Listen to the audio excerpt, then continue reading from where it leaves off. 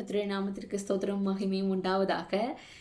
எல்லாரும் நல்லா இருக்கீங்கன்னு நினைக்கிறேன். நானும் ரொம்ப நல்லா இருக்கேன். ஸோ ஆஃப்டர் 6 to 7 month ஒரு வீடியோ போஸ்ட் பண்ணுறதுல ஐம் ரியலி வெரி ஹாப்பி. அதுவும் ஆவிக்குரிய வாழ்க்கையை பற்றியும் கடவுளை பற்றியும் போஸ்ட் பண்ணுறதுல ரொம்ப ஹாப்பி.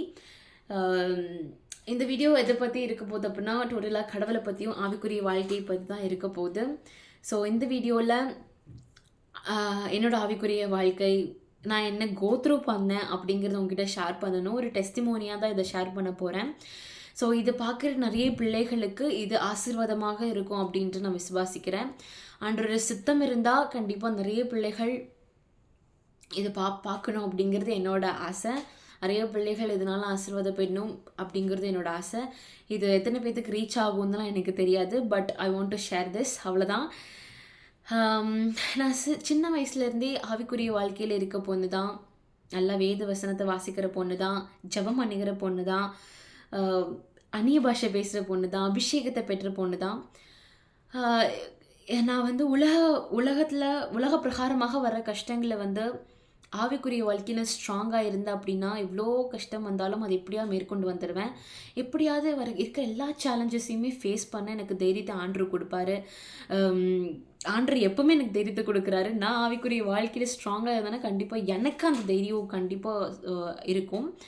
ஆண்டவர் எப்போவுமே என் கூட இருப்பார். அது 100% ட்ரூ. ஆனால் நான் எப்போவுமே ஆண்டவர் கூட இருக்கணுங்கிறத விரும்புவேன். கொஞ்சம் ஆண்டவர் விட்டு நான் விலகி போய்த்தாலும் நான் ரொம்ப வீக்காக ஃபீல் பண்ணுவேன். ஸோ அப்படி தான் என் லைஃப் வந்து போயிட்டு இருக்கு.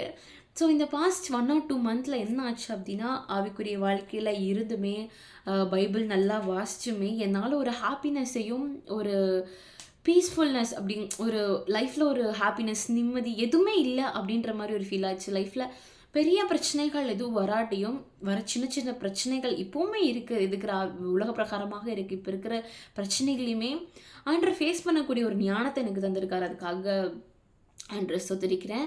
அதுக்காக வல்லமையும் கொடுத்துருக்காரு. அதுக்காக நன்றி ஏசப்பாக்கு. ஸோ அதை ஃபேஸ் பண்ணுறக்கூடிய ஞானமும் இருக்குது, தைரியமும் இருக்குது.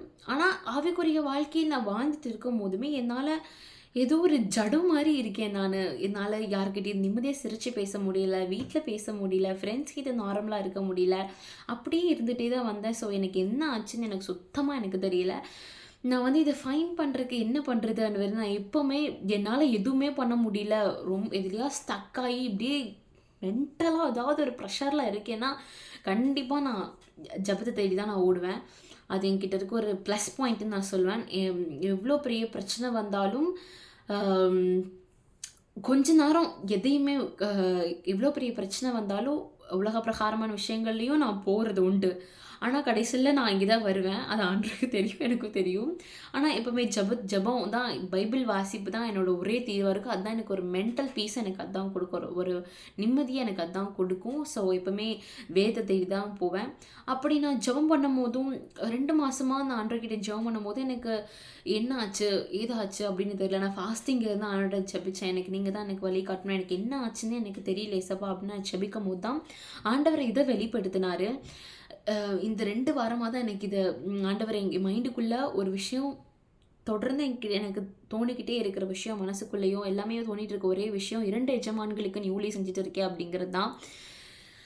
மத்தேயு 6:24 சொல்கிற மாதிரி 2 எஜமான்களுக்கு ஊழியம் செய்ய ஒருவனாலும் கூடாது. ஒருவனை பகைத்து மற்றவனை சிநேகிப்பான், அல்லது ஒருவனை பற்றி கொண்டு மற்றவனை அசட்டை பண்ணுவான். தேவனுக்கும் உலக பொருளுக்கும் ஊழியம் செய்ய உங்களால் கூடாதுன்னு அது 100% ட்ரூ. எனக்கு நான் சின்ன வயசுலேருந்து இப்படிப்பட்ட வாழ்க்கையை தான் நான் வாழ்ந்துட்டு இருக்கேன் அப்படிங்கிறது எனக்கு இப்போ தான் நான் ரியலைஸ் ஆயிடுச்சு. அதுக்குரிய வாழ்க்கையை ஒரு பக்கமாக வாழ்ந்துட்டு வந்திருக்கேன், உலக பிரகாரமான வாழ்க்கையை ஒரு பக்கமாக நான் வாழ்ந்துட்டு இருக்கேன் அப்படிங்கிறது எனக்கு இது பெருசாக தப்பாகவே எனக்கு தெரியல. ஏன்னே எனக்கு தெரியல. எனக்கு என்னோடய ஃபாஸ்டர்ஸும் சொல்லுவாங்க. எனக்கு அது பெரிய தப்பாகவுமே தெரியல. மேபி சின்ன வயசுலேருந்து அப்படி இருந்ததுனாலே எனக்கு அப்படி இருக்கான்னு எனக்கு தெரியல. ஆனால் இந்த 2 மாதமாக நான் பண்ணுற ஒவ்வொரு விஷயமுமே உலக பிரகாரமாக, அது சின்ன வயசுலேருந்து பண்ணுற ஒவ்வொரு விஷயமுமே ஃப்ரெண்ட்ஸ் கூட வெளியே போகிறதாகட்டும், இல்லை நான் பாட்டு கேட்பேன், எனக்கு பாட்டு ரொம்ப பிடிக்கும், நான் பாட்டு கேட்குறதாகட்டும், அதுவுமே எனக்கு தப்பாக தெரிஞ்சுது. எல்லாமே தப்பாக தெரிஞ்சுது. ஃப்ரெண்ட்ஸ் கூட டைம் ஸ்பெண்ட் பண்ணுறதாகட்டும், இல்லை நீங்கள் இருக்கக்கூடாது அப்படின்னு ஏதோ ஒரு விஷயம் என்னை மனசுக்குள்ளே பேசி ஏதோ ஒன்று சொல்லிட்டு இருக்க மாதிரியும், ஜெபம் பண்ணலை, நீ இந்த டைமுக்கு நீ ஜெபம் பண்ணியிருக்கணும், நீ ஜெபம் பண்ணலை, இந்த டைமுக்கு நீ வேதம் வாசிக்கணும், இதை பண்ணாமல் நீ ஃப்ரெண்ட்ஸ் கூட உட்காந்துட்டு வாழ்ந்துட்டு இருக்கேன் அப்படின்னு ஏதோ ஒன்று உள்ள சொல்லிக்கிட்டே இருக்க மாதிரி இருந்தது. ஏதோ ஒன்று இல்லை, அது ஆண்டவர் தான். ஆண்டவர் உள்ளே உணர்த்திக்கிட்டே இருந்திருக்காரு. அதை நான் வந்து லேட்டராக தான் ரியலைஸ் பண்ணேன். ஓகே, ஆண்டவர் தான் என்கிட்ட பேசிட்டு இருக்காரு அப்படிங்கிறதே லேட்டராக தான் ரியலைஸ் பண்ணேன். ஸோ நான் வந்து அதுக்கு நான் ரொம்ப கிரேட்ஃபுல்லாக நான் இப்போ நான் ஃபீல் பண்ணுறேன். பிகாஸ் ஆண்டவர் வந்து நம்ம பண்ணுறது அப்போ நமக்கு உணர்த்துறாருல்ல, அது வந்து ஒரு பெரிய விஷயம். நான் இதை விட ஒரு பெரிய கிரேட்ஃபுல் ஃபீல் பண்ணுறது, நான் ஆண்டவரால் தேர்ந்தெடுக்கப்பட்டிருக்கேன் அப்படின்னு. நான் எப்போவுமே நான் சொல்லிப்பேன், இந்த சூசன் ஒன் அப்படின்னு. நான் என்னோட இன்ஸ்டாகிராம் ப்ரொஃபைலில் கூட நான் வச்சுருக்கேன். என் ஃப்ரெண்ட்ஸ் நிறைய பேர் கலாய்ப்பாங்க, இந்த சூசன் ஒன்னா நீ அப்படின்னு. அதை பற்றி நான் கேரே பண்ணிக்க மாட்டேன். பிகாஸ் ஐ நோ ஏன் நான் என்னை வந்து நான் சூசன் ஒன்னு நான் கன்சிடர் பண்ணிக்கிறேன் அப்படிங்கிறது எனக்கு தெரியும். பிகாஸ் நான் எப்படி இருந்தேன், எப்படி ஆவிக்குரிய வாழ்க்கையில் வந்தேங்கிறது எனக்கு மட்டும்தான் தெரியும். ஸோ அதனால் நான் எப்போவுமே வந்து நான் சொல்லிக்கிறது உண்டு, நீ தேர்ந்தெடுக்கப்பட்டவள் அப்படின்னு. எனக்கு அது நான் அதை மனப்பூர்வமாக ஃபீல் பண்ணுறேன். நான் ஆண்டவரால் தேர்ந்தெடுக்கப்பட்டிருக்கேங்கிறது பட்டுருக்கேன். நான் ஃபீல் பண்ணுறதால நான் பட்டிருக்கேன் நான் தேர்ந்தெடுக்கப்பட்டிருக்கேன் அப்படிங்கிறது. ஸோ அதுக்கு நான் ரொம்பவே கிரேட்ஃபுல்லாக ஃபீல் பண்ணுறேன், ரொம்பவே சந்தோஷமாக ஃபீல் பண்ணுறேன். ஏன்னா இது எத்தனை பிள்ளைகளுக்கு கிடைக்கும் அப்படிங்கிறது எனக்கு தெரியல. இது வந்து உலக பிரகாரமான பிள்ளைகளுக்கு, இதை பார்க்குற ஒரு உலக பிரகாரமான பிள்ளைகளுக்கு கண்டிப்பாக இது ஒரு பெரிய விஷயமா தெரியுது. என்ன இந்த பொண்ணு லூசு மாதிரி உளறிட்டு இருக்காங்கிறது மட்டும்தான் தெரியும். பட் ஆவிக்குரிய வாழ்க்கையில் இருக்கிற பிள்ளைகளுக்கு மட்டும்தான் தெரியும் இது வந்து எவ்வளோ ஒரு பெரிய விஷயம் அப்படின்னு. அதனால் நான் ரொம்ப கிரேட்ஃபுல்லாக இருக்கேன் அதுக்காக. ஸோ இதுதான் ஆண்டவர் எனக்கு வெளிப்படுத்தின விஷயம். 2 எஜமான்களுக்கு ஊழியம் செய்யாதுன்னு, அது செய்யவும் முடியாதுங்கிறத கண்டிப்பாக ஏன் தெரியல, சின்ன வயசுலேருந்து எனக்கு நான் சின்ன வயசுலேருந்து ரெகுலராக பண்ணிகிட்டு இருக்க ஒவ்வொரு விஷயமே இப்போ எனக்கு தப்பாக தெரியுது. நார்மலாக லைஃப்பில் பண்ணிகிட்டு இருக்க விஷயம் கூட எனக்கு தப்பாக தெரியுது அப்படிங்கிறது எனக்கு இப்போ தான் எனக்கு தெரிஞ்சுது. அதெல்லாம் தப்பு, 100% அதெல்லாம் தப்பு. ஆவிக்குரிய வாழ்க்கை வாழ்கிற பிள்ளைகள் அதை பண்ணக்கூடாது அப்படிங்கிறது எனக்கு இப்போ தான் தெரிஞ்சுது. இதை நான் எப்படி கடைப்பிடிக்க போகிறேங்கிறது எனக்கு தெரியல. 100% ஆவிக்குரிய வாழ்க்கையை நான் எப்படி வாழ போகிறேங்கிறது எனக்கு தெரியல. அது ஆவிக்குரிய பிள்ளைகளுக்கு தெரியும். ஆவிக்குரிய வாழ்க்கையை வாழ்கிறது ஈஸியே கிடையாது, எந்த அளவுக்கு அது கஷ்டம் அப்படின்னு. ஏன்னா ரொம்ப கஷ்டங்களை அனுபவிப்போம் ஆவிக்குரிய வாழ்க்கையில் இருக்க பிள்ளைகள். உலக பிரகாரமாக நம்ம எந்த அளவு கஷ்டங்களை அனுபவிப்போம் அப்படிங்கிறது ஆவிக்குரிய வாழ்க்கையில் இருக்க பிள்ளைகளுக்கு தெரியும். ஸோ நான் எப்படி முற்றிலுமாக ஆவிக்குரிய வாழ்க்கை வாழ போகிறேன்னு எனக்கு தெரியல. ஆனால் நான் ஜெபிச்சுட்டு இருக்கேன் அதுக்காக. கண்டிப்பாக நான் வந்து ஆண்டவர்கிட்ட, ஏசப்பா இது நான் எப்படி பண்ண போகிறேன்னு எனக்கு தெரியல, எப்படி நான் வாழ போகிறேன்னு எனக்கு தெரியல. ஏன்னா சின்ன வயசுலேருந்து பண்ணிகிட்ருக்க, இப்போ ரெகுலராக பண்ணிகிட்ருக்க ஒரு விஷயத்தை நான் எப்படி ஸ்டாப் பண்ண போகிறேன்னு எனக்கு தெரியல. அதை விட்டுட்டு முழுமையாக நான் எப்படி ஆவிக்குரிய வாழ்க்கையில் கான்சன்ட்ரேட் பண்ணுறதுன்னு எனக்கு தெரியல. நான் ஜெபம் பண்ணியிருக்கேன். ஆண்டவர் கண்டிப்பாக எனக்கு உதவி செய்வார். அதுக்கான ஒரு வீடியோ தான் இது. கண்டிப்பாக நான் வாழணும் அப்படிங்கிற ஒரு வீடியோ. இந்த வீடியோவை நான் போட்டால் வச்சு என் மைண்டு அது கேட்கும் இல்லையா, என் மனசு அது கேட்கும் இல்லையா, நம்ம இப்படி பண்ணியிருக்கோம், இப்படி நம்ம சொல்லியிருக்கோம் அப்படிங்கிறத என்னோட மைண்டுக்கும் மனசுக்கும் தெரிஞ்சுக்கணும். அதனால தான் கண்டிப்பாக இந்த வீடியோ ஷூட் பண்ணியிருக்கேன். இதை பார்க்குற ஒவ்வொரு பிள்ளைகளுக்கும் இந்த வீடியோ ஆசீர்வாதமாக இருக்கணும்னு விரும்புகிறேன். என்ன பேசியிருக்கேங்கிறது சத்தியமாக எனக்கு தெரியல. ஆனால் இது ஆவிக்குரிய பிள்ளைகளாகட்டும், உலக பிரகாரமான பிள்ளைகள் ஆகட்டும், நான் சொல்கிற ஒரே ஒரு விஷயம் ஒன்று தான். ஆண்டவர் வந்து எல்லாரையுமே நேசிக்கிறாரு. உங்களையும் நேசிக்கிறாரு, என்னையும் நேசிக்கிறாரு. நான் வந்து இப்போ கூட நான் ஒரு கொஞ்ச நேரத்துக்கு முன்னாடி கூட அழுது நான் ஜபிச்சும் போது நான் ஜபிச்சேன். கொஞ்ச நேரத்துக்கு முன்னாடி கூட நான் ஓகேவா இல்லை. ஏன்னா என்னெல்லாம் எப்படி நேசிச்சிங்க, ஏன்னா அதுக்கு நான் வந்து ஒரு வேர்த்தே கிடையாது, அன்வர்த்தி அப்படின்ற மாதிரி தான் எனக்கு இத்தனை நேரம் எனக்கு இந்த 2 weeks 1.5 months எனக்கு அப்படி தான் ஃபீல் ஆகிட்டு இருந்துச்சு. ஆனால் இப்போ கிடையவே கிடையாது.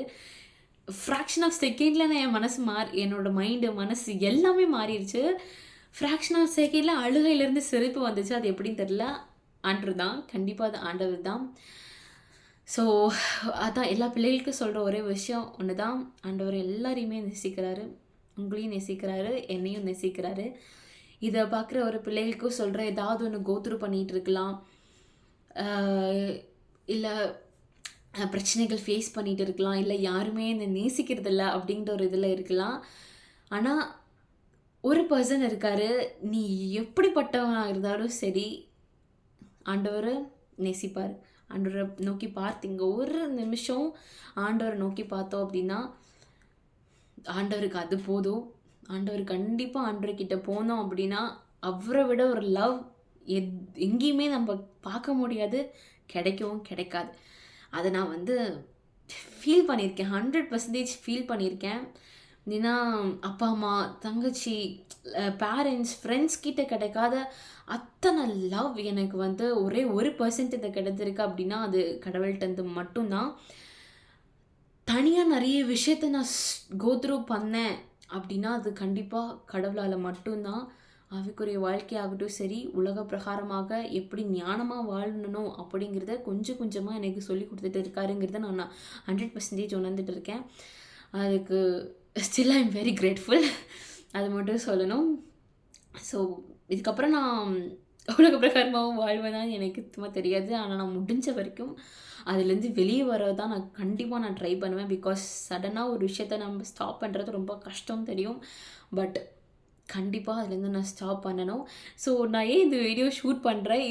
இந்த வீடியோ பார்க்குற நெறைய பேரோட ரியாக்ஷன் எப்படி இருக்கும்னு எனக்கு தெரியல. I have no idea. But யார் என்ன நெனச்சாலும் அத பத்தி நான் கவலைப்பட போறது கிடையாது. பிகாஸ் இதுதான் உண்மை. கண்டிப்பா ஒரு நாள் நான் ஏன் இத பத்தி பேசினேன் அப்படிங்கிறது யாரோ ஒருத்தருக்கு ரியலைஸ் ஆகும். அது போதும். ஆம், யாரோ ஒருத்தர் இந்த வீடியோ பார்க்குற ஒருத்தருக்காவது நம்ம பண்ணிட்டு இருக்கிறது தப்பு அப்படிங்கிறத ஆண்டவர் வந்து கண்டிப்பா தெரியப்படுத்துவாரு. மேபி நான் அதனால கூட இந்த வீடியோ ஷூட் பண்ணலாம் இல்லையா? அதனால ஆண்டவர் சித்தமா இருக்கலாம் இல்லையா? இது ஆண்டவரோட சித்தமா இருக்கலாம் இல்லையா? இந்த வீடியோ பார்க்குற இதான் ஒரு பெர்சனுக்கு ஆண்டவர் என்கிட்ட பேசின மாரி ஆண்டவர் அவங்க கிட்ட இந்த வீடியோ மூலமா பேசலாம். ஏன்னா, இந்த வீடியோ இப்படி ஷூட் பண்ணுங்கிறது ஒரு 1/2 அன் ஹவருக்கு முன்னாடி வரைக்கும் எனக்கு ஐடியாவே இல்ல. சும்மா எடுத்தோம். ஓகே, ஆண்டவர் இந்த வார்த்தைய கொடுத்தாரு. பேசணும்னு தோணுச்சு. நான் பேசுறேன். இது ஆண்டவருடைய சித்தமா இருக்கலாம். ஏன்னா, யாரோ ஒருத்தர் இந்த வீடியோ பார்த்துட்டு இருக்க யாராவது ஒருத்தருக்கு அது அந்த அந்த விஷயம் மனசுல தோணலாம். நீங்க உலக பிரகாரமான விஷயங்களும் பண்ணிட்டு இருக்கீங்க. ஆவிக்குரிய வாழ்க்கையில விஷயமும் பண்ணிட்டு இருக்கீங்க அப்படின்னா, அதுலேருந்து வெளிய வந்துருங்க. ஏன்னா, அது நம்மளுக்கு நிம்மதியே தராது. ஏன்னா, ஸ்டில் ஒரு ஒரு 1 ஹவர் முன்னாடி வரைக்கும் நான் நிம்மதியாவே இல்ல. But now I am really very happy because கண்டிப்பா அதுலேருந்து நான் வெளிய வருவேன் அப்படிங்கிறது ஐ நோ. ஸோ, அவ்வளோதான். Be happy always. ஸோ, இன்னும் போக போக நெறைய வீடியோ ஷூட் பண்ணணும்னு ஆசைப்படுறேன். அண்ட் நெறைய விஷயங்கள் லைஃப்பில் புதுசாக வந்திருக்கு. புது வேலை, புது இடம், புது ஊர் எல்லாமே புதுசாக வந்திருக்கு. இப்போ ஒரு புது ஆவிக்குரிய லைஃப் அப்படின்ற மாதிரி எனக்கு ஃபீல் ஆகுது. ஸோ, எல்லா விஷயத்தையுமே ஷூட் பண்ணி போடணும் அப்படிங்கிறது என்னோட ஆசை தான். பிகாஸ் எனக்கு வீடியோ ஷூட் பண்ண பிடிக்கும். ஸோ, அதுக்கு நான் ஒரு லேசி பர்சன். அதனால தான் நான் ஷூட் பண்ணாமல் இருந்தேன். பட் ஹியர் ஆஃப்டர் கண்டிப்பாக ஷூட் பண்ணி போஸ்ட் பண்ணுறதுக்கு ஐல் ட்ரை டெஃபினெட்லி ஐல் ட்ரை. ஸோ, அவ்வளோதான். எனக்கு இந்த வீடியோ எப்படி போக போகுதுன்னு எனக்கு தெரியல. Okay, let's see. அவ்வளோதான். தேங்க்யூ. பை.